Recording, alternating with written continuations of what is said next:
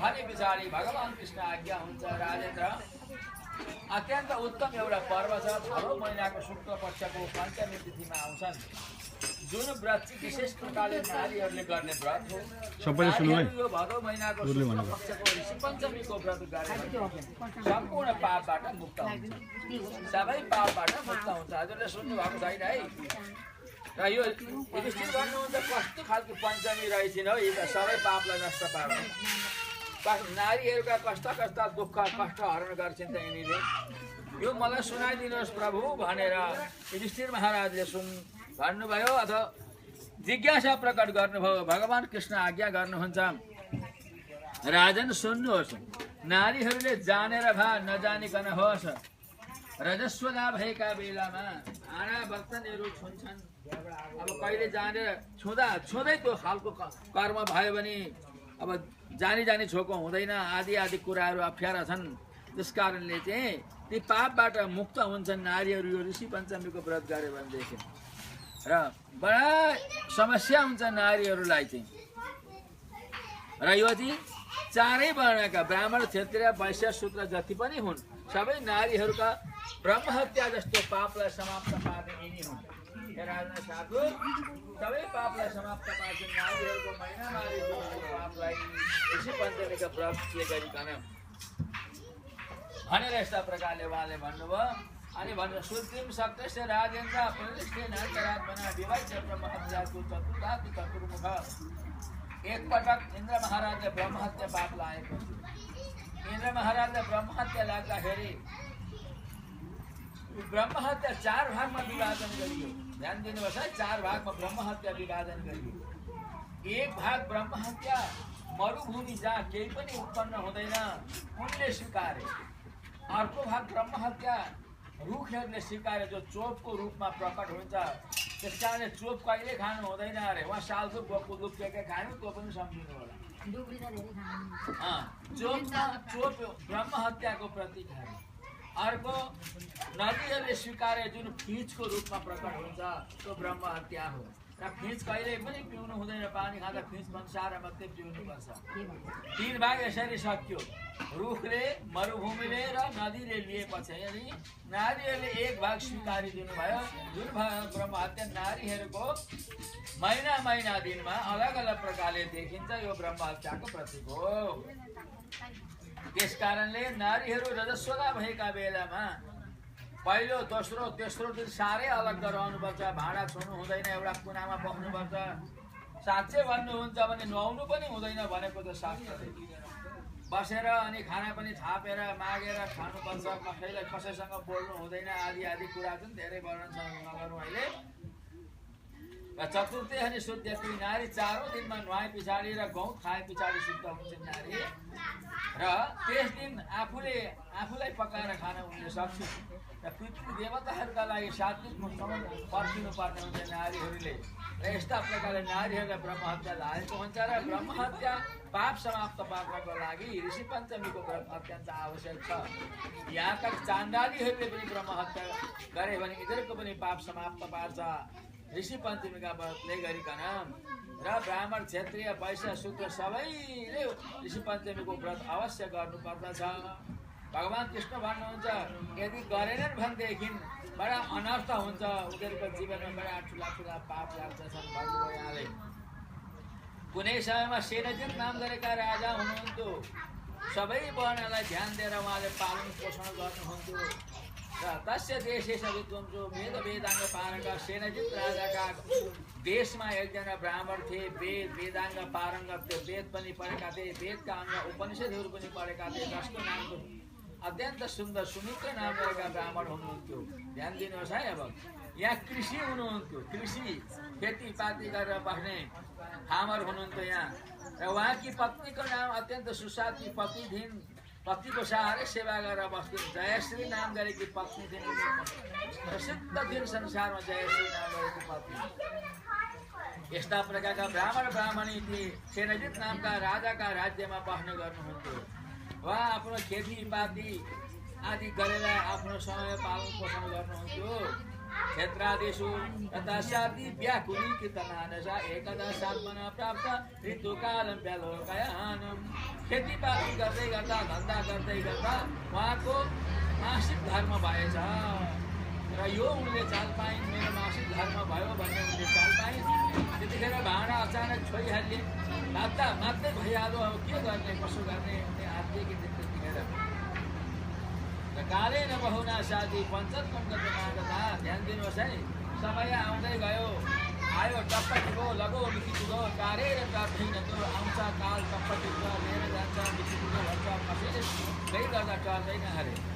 अब बिचरा ब्राह्मण ब्राह्मणी घरमा बस्दै खेतीपाती गर्दै आफ्नो गृहस्थ धर्म पालन पोषण गरेर बस्ने गर्दथे। दुवैजना बडा खुसियालीका साथमा बस्ने गर्दथे र भार्या तस्तै श्री सम्पर्क दोष बिचारी पत्नीलाई भार्यालाई त्यो भाँडा छोएको दोष लागेछ र उनी अर्को जन्ममा कुकुर्नी भएर जन्मिन्छ। ध्यान दिनुहोस् है, मासिक धर्ममा भाँडा बर्तन छोइयो भने अर्को जन्म कुकुर्नी भएर जन्मिन्छ अरे, कुकुर्नी भएर जन्मिन्छ। अनि पत्नीले पतिलाई छोइन् त्यतिखेर ऋतु अवस्थामा भने गोरु भएर जन्मिन्छ, उनी गोरु भएर जन्मिन्छ। कुकुर्नी र गोरु भएर जन्मे तर त्यही घरमा भए, जहाँ आफू बसेको घरमा जन्मे उनका छोराहरू बुहारीहरू थिए, छोराबुहारीकै घरमा उनीहरू आए। सुमन्त्री नामक घरमा थियो देवता पूजका, उनका छोराको नाम सुमन्त्री थियो। देवताको पूजा पाठ गरेर बस्थे नि आनन्दका साथमा यिनी बस्दथे घरमा। बाबा आमाको पितृ श्राद्ध पनि गर्थे, सब कुछ गर्थे यिनीले। तर विचारहरू शेर्छो हिँड्ने भएर जन्मे, कुकुर्नी र गोरु भएर जन्मे। यो कुरो उनलाई कुनै पनि थाहा भएन छ, कुनै थाहा भएन छोरालाई कुकुर्नी मेरी आमा हुन्, गोरु मेरा बाबु हुन् भन्ने थाहा भएन। र एक दिनको घटना के भएछ भने प्रातःकाल उठे, आज मेरा पिताको माताको श्राद्ध छ, के गर्ने हे श्रीमतीजी। छोराले भने राम्रो प्रकारको भोजन बनाउनु, म चाहिँ गोरु जोतेर अलिकति बिहान मेट्नु छ, बिहान मेटेर आउँछु भनेर उनी हिँडेछन्। र गोरु जोत्न भनेर उनी गए। गोरु जोत्न उता गए, यतापट्टि आएर बुहारीले चाहिँ खाना पकाएर राखेकी थिइन्। खाना पकाएर राखेकोमा के मात्रै थियो, बाहिर गएकी थिइन्। त्यतिखेर एउटा कहाँबाट सर्प आइलागेछ। सर्पले आएर अलिकति पिएछ, सर्पले विष उगलिदिएछ त्यो भिरमा।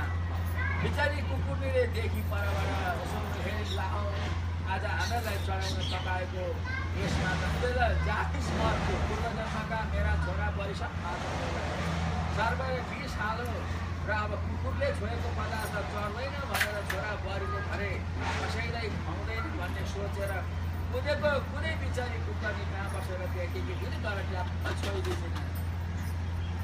त्यो छुने बित्तिकै बुहारीले उताबाट देखे दुःख गरेर पकाएको बिहान बिहान लगाएर पकाएको 84 व्यञ्जन मध्येमा त्यो खिर्ची कुकुरले छोइदिएको देखेर अगेनामा यसो हेर्दा जल्दै गरेर एउटा अगुल्टो रहेछ, अगुल्टो उठाएर कुकुर्नीलाई दिएको। कुकुर्नीका पिँजरामा गएर अगुल्टो राखेको। कुकुर्नी बिचारी च्वाइँ त्यहाँबाट कुकुर्नी बाहिर भागी गई कुकुर्नी। अनि श्रीमान गोरु फुकाएर आए, घरमा गोरु फुकाएर आए, नुहाइ गरे, श्राद्ध गर्न गए। अनि श्रीमतीले श्रीमानलाई भनिन्, यस्ता प्रकारले हामीले मैले खिर पकाएर राखेकी थिएँ, आज कुकुर्नीले आएर छोइज अनुहार गरौँ भनेर यस्ता प्रकारले। अनि अर्को पकायो भने उनीहरूले कर्म सके। अनि छोरो चाहिँ गोरुलाई घाँस हाल्नु पर्यो भनेर यसो जाँदै थिए। जाँदाखेरि त अलि माथि बसेर यसो हेरेको कुकुर्नी गएर गोरुका छेउमा बसेकी रहेछ। कुकुर्नीले भने के गर्नु र, आज हाम्रै श्राद्ध गर्न छोराबुहारी जुटेका, अगुल्टोको मजाले अगुल्टो खाइयो भने। किन त भन्दा सर्पले विष हाल्यो गरेर छोइदिए, बुहारीले हिर्काइदिए। यस्ता प्रकारले मेरो हालत भयो, हेर्नुहोस् यत्रो फोटो उठिरहेको छ, बुहारीले हिर्काएर ला अनुहार भएछ। अनि ती गोरु बिचारा भन्छन्, के गर्छौ र श्रीमतीजी, त्यो गोरु दुईटा मध्येमा एउटा गोरुले के भन्नु भनेदेखि, यो मेरो छोरो हो, तर आज मलाई घाँस पराल केही नदिकन लगेर बिहान जोतो, बिहानभरि जोतेर अहिले पनि ल्यायो। अहिलेसम्म केही घाँस पराल पानी केही दिँदैन, कुकुरनी र गोरु यस्ता प्रकारले बात गर्थे। यिनीले पशुको भाषा पनि जान्दथे छोराले, त्यस्ता हुन्थे पहिला, पशु पक्षीको भाषा जान्दथे। आजकल हामी जस्ता लुवाट गोबर लुवाट ठेड्नु त्यतिखेर सबै जान्दथे। ल हुनुहार भएछ, छोराले सुने, कुदेर आए अनि गोरुलाई अत्यन्त आनन्द प्रकारले घाँस पराल्दिए। यहाँ त बाबुआमा पो रहेछन् यिनी भनेर घाँस पराल्दिए। कुकुरलाई खाना खिलायो अरे, कसो कसो गरे, अब श्राद्ध पनि कसो गरे, ब्राह्मणलाई बिदा गरेर अनि ऋषि भाटो उनी गए। ऋषि भाटो पुगे। ऋषि भाटो पुगेर ऋषिसँग भन्नु, सप्त ऋषिहरू बाटो पुगेर भन्नुहुन्छ, ऋषि अनर्थ भयो, मैले त मेरा घरमा बाबुआमा आज कुकुरनी र गोरु भएको देखेँ, यस्तो यस्तो घटना घटो उनले सुनाएको थिए। ऋषिहरू भन्नुहुन्छ, बाबु संसार यस्तै छ, संसार बडा ठुलो सागर छ, को कस्तो हुन्छ, कहिले कस्तो हुन्छ, के हुन्छ थाहा पाइँदैन। तिम्री आमा ऋतु अवस्था भएका बेलामा भाँडा बर्तन छोएको थियो र बाबुले श्रीमती छोएको कारणले आज यो दशा भयो। तिम्रा बाबु गोरु हुन पुगे, आमा कुकुरनी हुन पुगिन् भनेपछि बिचारा रोए, कराए, यस्तो हुनुहार भयो, आज बाबुआमाको दुर्दशा भयो। उनी बाबुआमालाई म श्राद्ध गर्न भने यस्तो गरेँ, आज घाँस पराल नदिकन गोरु जोतेछु, गोरु जोत्नु पनि हुने रहेनछ, यो कुरो मलाई केही थाहा भएन भनेर अनि के गर्नु त, कसरी पाप ताप नष्ट हुन्छ त भनेपछि अनि ऋषिहरूले बताइदिनु भयो। भाद्र महिनाको शुक्ल पक्षको ऋषि पञ्चमीका दिन अरुन्धतीले सहित भएकी ऋषिको व्रत पूजा गरेर नदीमा नुहाएर व्रत पूजा गरेर ऋषिहरूको पूजा गरेपछि त्यो भाण्डादि दोष गरेको पाप नष्ट हुन्छ भनेर ऋषिहरूले बताइदिएपछि अनि सप्त ऋषिहरूले यसरी बताइदिएपछि घरमा आएर छोरा बुहारीले मिलेर र भन्दै हामीहरूको जस्तै नदीमा गएर तीर्थ स्नान गरेर आएर आनन्दले व्रत गरेर सप्त ऋषिहरूको पूजा गराइदिए। सप्त ऋषिको पूजा गराइसके पछाडि उनीहरू धार्मिक थिए। गोरुको तुरन्त देहान्त भयो, कुकुरनीको देहान्त भयो, उनीहरूको जीवात्मा भगवान्का दिव्य धामतिर गयो। सबैले देख्दा देख्दै भगवान्का धामतिर गयो भनेदेखि यस्ता प्रकारको हुन्छ। घरमा बिरालो हो कि कुकुर हो कि सर्प हो कि के हो, कुन अवस्थामा कसरी आएको हुन्छ कसैले जान्न बुझ्न सकिँदैन। त्यस कारणले मनुष्यले कसैलाई हेप्नु हुँदैन, कसैको वध गर्नु हुँदैन, कसैको मांस आदि खानु हुँदैन अरे, समस्या हुन्छ अरे। र नारीहरूले त्यस्तै प्रकारले जसरी ऋषि पत्नी ऋषिहरू मुक्त भएर गए, छोरा बुहारीले ऋषि पञ्चमीको व्रत गरिँदा उनीहरू गए भने स्वयं आफूले व्रत गरे भने भगवान्को दिव्य धाममा जाने बाटो खुल्छ भनेर यो ऋषि पञ्चमीको व्रतको कथा भगवान् श्रीकृष्ण परब्रह्म परमात्माले पाण्डवहरूलाई वनवास बसेको बेलामा सुनाउनु भएको जुन कथा थियो। यहाँ गुरुजीका सन्निधिमा हामीले 2-4 शब्द भन्यौँ, ऋषिहरूका सन्निधिमा र छोटकरीमा भन्यौँ। छोटकरी चाहनु भएको हुनाले र यही कथाका साथसाथमा यो वाणीलाई विश्राम गरिन्छ। तत्सत् श्री कृष्णार्पणमस्तु। बोले भक्तवत्सल भगवान की जय।